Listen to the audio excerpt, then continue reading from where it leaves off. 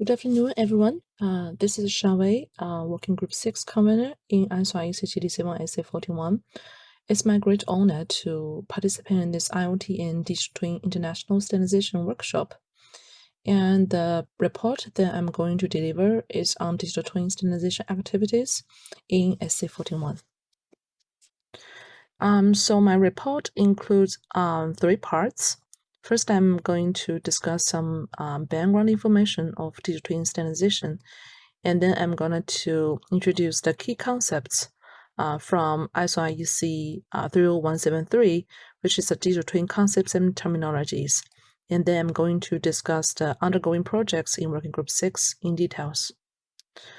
So this is going to follow the format of this slides. So about the presentation, so in ever involving realm of digital transformation, the concept of the digital twin stands at the forefront, and this presentation delves deep into the ongoing standardization activities related to digital twins within IEC JTC 1SA41. And it will explore the intrinsic details of defining key concepts and terminologies, laying down a robust reference architectures in real-world use cases, and understanding the maturity models of digital twin implementation. Additionally, we will shed light on several premier work items, PWIs, that play a pivotal role in shaping the future standardization of this digital paradigm. So probably you have seen this from other slides. I just want to quickly locate where we stand for digital twin standardization in GTC 1 and SA41. So as you may recall, back in 2020, after the study of digital twins in GTC 1H11, digital twins is finally being added into the scope of SA41, and ever since, the scope of SA41 changes into standardization in the area of Internet of Things and digital twin. So this is SA41 structure currently, and Working Group 6 is among the 5 working groups right now going, and we also collaborate closely with Working Group 3 on IoT foundational standards. And maybe in the future, in Working Group 7, maritime underwater IoT and digital twin application, they may also involve some standards in digital twin related applications. And here are the digital twin standards under development. So as we divided the standards into foundational, interoperability, applications, and underwater, digital twin occupies the 3 areas. So in foundational part, first is the 30173, which is a digital twin concepts and terminologies. Later you will see quite a number of achievements from this standard, and we also collaborate closely with 20924 edition 2, which is IoT and digital twin vocabulary. All the terminologies that have been defined in 30173 will also be included in 20924. So in this case, when we want to find out what is defined in SA41, then we can always refer to 20924. And if you want to find more details into that, you can always refer to 30173. Okay, and there are also 2 very important projects, which is 30188, which is digital twin reference architecture. As far as I understand, this is the most important project that we are going to study in the near 1 year from now, and we have this project being approved this June. And later you will see the methodology that we are following, and also very welcome to join this project if you are interested. And we also have a project called 30186, which is a digital twin maturity model. And later you will find out the latest progress on this project, which we have defined the 5 levels for digital twin maturity models in different aspects. And we also have 2 projects in this foundational area. One is digital twin extraction and transactions of data components, and one is guidance on IoT and digital twin integration in data spaces. So for these 2 projects, we mainly focus on how to implement the data exchange, and also sometimes for circulations of that to help digital twin get more data for formulating its models. And also, if we consider digital twin as a data asset, then how to use the digital twin properly from different stakeholders is also considered. Also, in interoperability parts, we have several related projects. You find out this IoT data format value encoding, and also in IoT and digital twin behavior and policy interoperability. You will see that we have tried use pyramids of the knowledge to map into the digital twin domains and consider the behavior and policy interoperability stuffs. And there is also an interesting project, digital twin correspondence layer of digital twin training. In this part, later you will see how we find out the similarities between a digital twin and its target entity. And in the applications part, we have a project 30172, digital twin use cases. And in that part, you will find out several use cases being connected from different national bodies and in various domains. And this is also a very good foundation to the other projects, because we can always find the standardization requirements from use cases.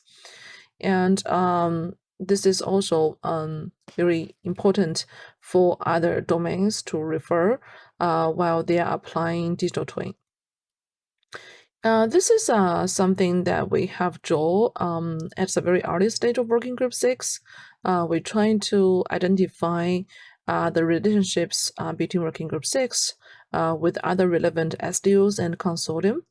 And in the previous workshops on digital twin, and sometimes on IoT and digital twin, we have invited some of these related SDOs and consortiums to participate and share their progress and understanding of digital twin in different domains. So as you can see that in this part, we have 2 domains. One is the support technologies, and the other one is application areas. And there are 2 circles within the inside one. It is the working groups and essays within GTC 1. And in the outside of the circle, these are the essays, TCAs, and consortiums outside GTC 1, but within ISO and IEC committees. Okay, so as you can see that so working group 6 digital twin is related to many SCs inside GTC 1. You may number that at artificial intelligence, cloud computing, and many more. And also in GTC 1, previously it's called working group 11, which is on smart cities. They are very active in applying digital twin in smart city development. And outside that, we can see that it is also related to geomatics, protective property, and also AR and VR and so on. And in application areas, we have found out applications in building, healthcare, energy, smart city, as I referred to. They are very active there, and also manufacturing. It's a very important domain as well. We also have a lot of liaison representatives from ISO TC 184, IEC TC 65, and so on to participate in our study in working group 6. And also we found out there are projects in farming. Outside ISO and IEC, ITOT, especially in SG20, as you may know that they have a lot of projects discussing digital twin in the different domains. And we also have IEEE study the digital twin related projects. So after the background information, now I'm going to introduce some important stuffs in digital twin, and they are specially refer from 30173 digital twin concepts and terminologies. So this is a definition that we have discussed, and we really have a lot of debate on this one because this is the most important thing, and we also have some collaborations with the liaison TCs and SCs to try to make a consensus on the definition of digital twin. Currently, it is defined as a digital representation of a target entity with data connections that enable convergence between the physical and digital states at a proper rate of synchronization. So as you can see that we use target entity instead of physical entity because in some of the cases, we may found out that the target entity is a software, and it also have its digital representation. So this is one thing that I want to mention, and also you may found out that we discussed the synchronization at a proper rate. So we need to have data connected from the physical states, and also we want to have the feedback from the digital to the physical world. Okay, so there are two important notes. One is digital twin has some of all of the capabilities of connection, integration, analyze, simulation, visualization, optimization, collaboration, and so on. Previously, these capabilities were included in the definition, but it makes it so long. So we consider that it is important to mention the capabilities, but we move it to note 1. And the second note is about digital twin can provide an integrated view throughout the life cycle of the target entity. So this is a very important thing because this kind of digital twin is not just for the development phase or not just for the active maintenance phase, or and also we want to mention that it is throughout the life cycle. And this kind of integrated view is also very important. It's more related to an idea of digital thread, which we can integrate and connect the data, the histories of a digital twin ever since it has been developed until it has been deleted at the last of the life cycle. So this is a digital twin system context diagram, and you can see that on the lower side, it is a digital twin system where our text entity, after we connected data, and also some of them are building from the mechanism models, we do modeling and of the entity, and then after a certain type of computations and analyze, it will feedback to the target entity. And here we need to store properly about the data, no matter from the history or the current states, and we want to store the models being established, no matter it is ever developed from the AI model or from the mechanism model, city model, and so on. And we also need APIs to connect from the digital twin to the target entity, and also to integrate different digital twins to formulate a bigger side of view. And this digital twin system can support different services that it can apply, and also to support different application domains like manufacturing, smart cities, energy, and so on. And to support this too, we need to have a lot of infrastructure. It may possibly contains like big data, cloud computing, IoT, and so on. And also we need a lot of system aspects to support that, including the security and trustworthiness and so on. And this is a digital twin lifecycle progress. We discussed two different life cycle, but map them together. One is from the target entity point of view, and one is from the digital entity point of view. As you can see that the target entity's life cycle is not in fact being studied from the inception part. It is studied from the verification and validation part. In that session, some of the testing targeting entity will be built to identify whether it is work. And however, for the digital entity part, it is initiated from the inception and design and development.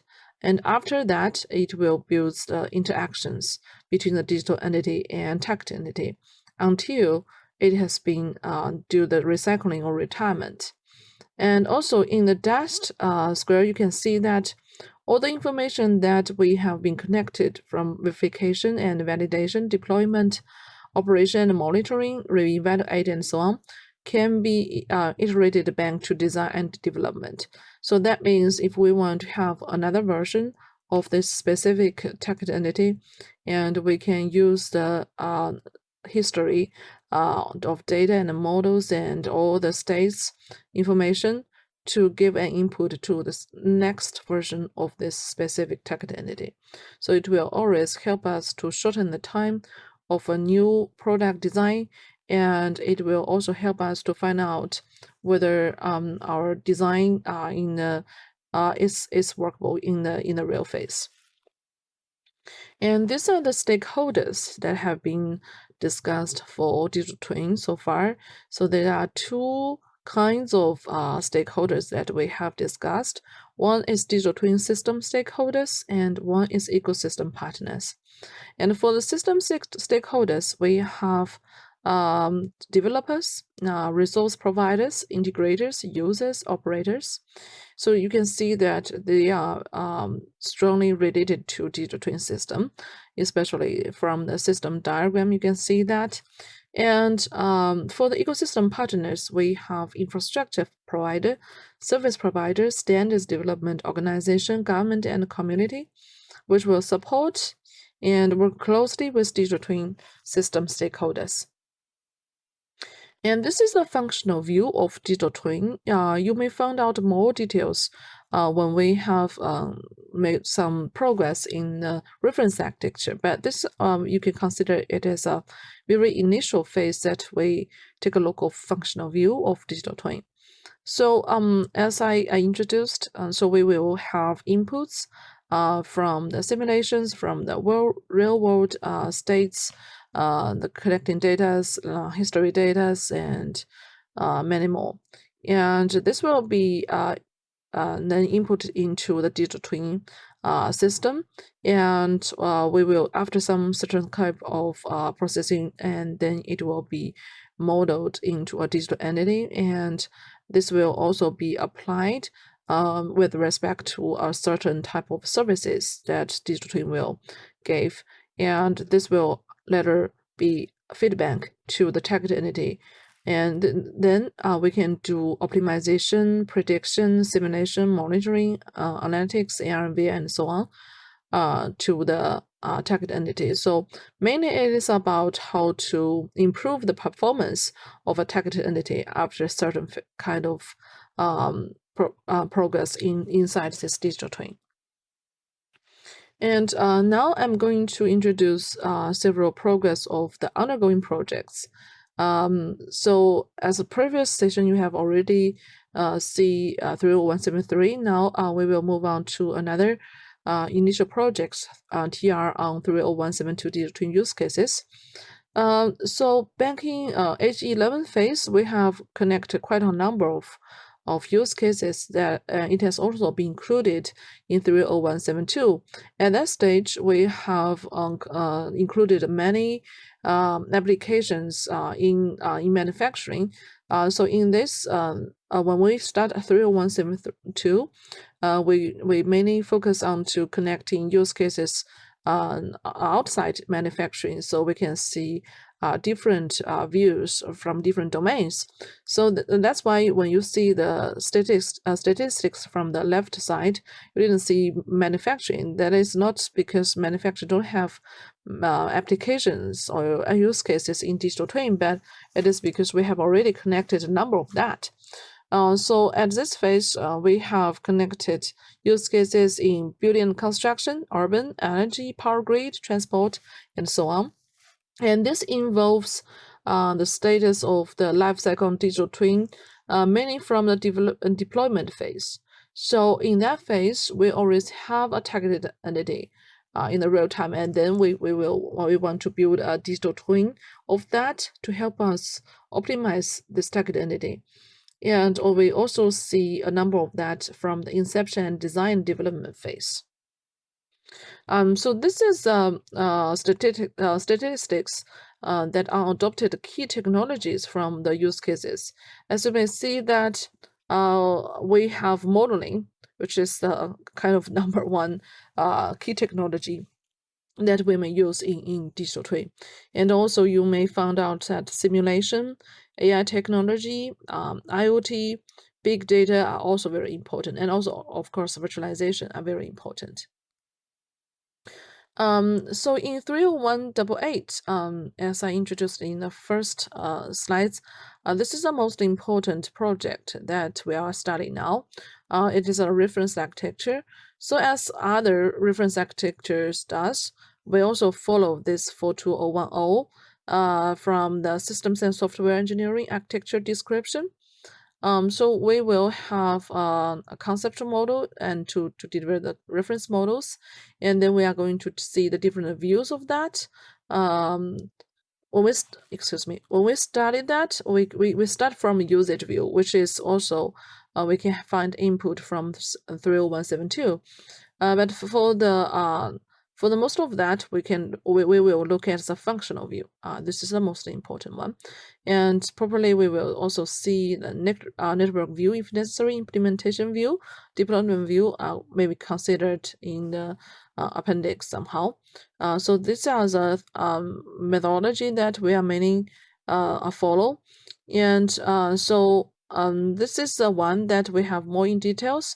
So we will the best practices and guidelines for reference architecture standards. We follow this 42010, and it will govern the digital twin reference architecture, and it will include many patterns that may include some of the undergoing and also published standards like in smart manufacturing. For the RAMI model, it has been included in ISO 23247. In ISO TC 184, and it will also have many other patterns in energy and so on, and other respective domains. And the users of the digital twin reference architecture will use this digital twin reference scheme to apply to their digital twin architecture, and also to guide their implementation for digital twin system. So this is a just a very basic outlook of what we are going right now, and now we are connecting many patterns and so on, and which also from the best practice and guidelines will help us to define the digital twin reference architecture. And in 30186, it's a maturity model. So firstly, we identify the aspects that we want to define for the maturity model, because a digital twin is a system of systems.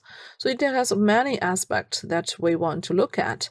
So after several rounds of discussion, we found out the convergence aspect, capability, integrated view, and time are very important. As if you can recall the definition of the digital twin, you may find out that these are the important keywords in the definition. Convergence between the target entity and the digital entity, and integrated view from the life cycle part, and synchronization in the time part. And also in note 1, you're already seeing a number of capabilities of that. So for convergence aspect, we have identified the level 1 to level 5 of that. So it can be first level is disconnected, and then you can do synchronized and federated, so different digital twins can work, and collaborative, and then it will be unified into a complete whole aspect. And capability aspect, we have descriptive or mirroring. So you can see just the exact status of the real target entity, but you didn't do any analysis just to tell the temperature of that, just to tell what is whether this machine is running or not. So this kind of descriptive thing, and then after that we can do diagnostic based on the data, and also do monitoring. Then we can try to predict if the future states, when this machine will have some problems, and we can take some actions before that, and also we can do modeling and simulation. Then after that we can do optimization and prescription, and finally it will turn out to be autonomous. So it can learn from the checked entity from real time and make decisions by its own. Okay, so we don't the human beings will not involve in that stage. And for integrated view, so at the first side level, it is task specific, and then it is connected, and then we have system views, and in level 4, it will turn out to be a system of systems. So also it will have value chain augmented views, and finally it will turn out to be enterprise or even supply chain supervising views. So you can see that this is a big step from the very basic task, and then into a complete view. We can see that it is from the if we want to talk about optimization, first we just use local information to do that, but at the last level we can turn out through the optimization from the complete picture of the whole optimization service. And for the time aspect, we have unlinked, linked, dilated, federated, and then integrated. And last I want to also discuss several PWIs that we are working now in working group 6. The first one is a digital twin correspondence layer of digital twin training. Here, correspondence means the agreement of things with each other, and the training means pairing or union of two similar or identical objects. So as you can tell from these two definitions, that correspondence layer is trying to find out the layers between how similar it is from the target entity. If you are interested in that, you can see that for the correspondence layer, we discuss the shape similarity, which is somehow from the space view. So it includes the geometry and topology shape, 3D resolution, level of detail, scene graph, materials, and so on. It also have the time related synchronization that including the latency, sampling rate, and so on. And also because digital twin is not a static aspect, so we also discuss the behavior of that for the correspondence layer. And this is a PWI on guidance on integration of IoT and digital twins in data spaces. So on the left side, you can see that the very familiar DIKW pyramid, and we have mapped that into the digital twin world. So data have been mapped into the target entity side because we can connect it, the original data, the history of the data, use the census. And then the information side, and also including the above, it can be mapped into the digital entity, the model data. So after we have connected the data and turn out into informations by modeling stuff and so on, and then we can help us to generate some knowledge and wisdoms, which will help us to optimize and to predict and to finalize to implement good feedback from the digital entity to the target entity. So this is a very important integration stuffs from the data space point of view. And for the policy and the behavior interoperability here, you can see that for the target entity side, we have implements and interactions and public behavior models, that including the implemented interaction models, implemented public behavior models, and implemented internal models. And for the digital entity, we try to verify and validate this kind of behavior of target entity. So that means we want to find out the compliance of data usage. So here in the data entity side, we have the interaction models and behavior models to help us to verify and validate the behavior of the target entities. So this is all from me, working group 6. Thank you so much for listening. And if you are interested in this world, digital twin standardization, welcome to join us.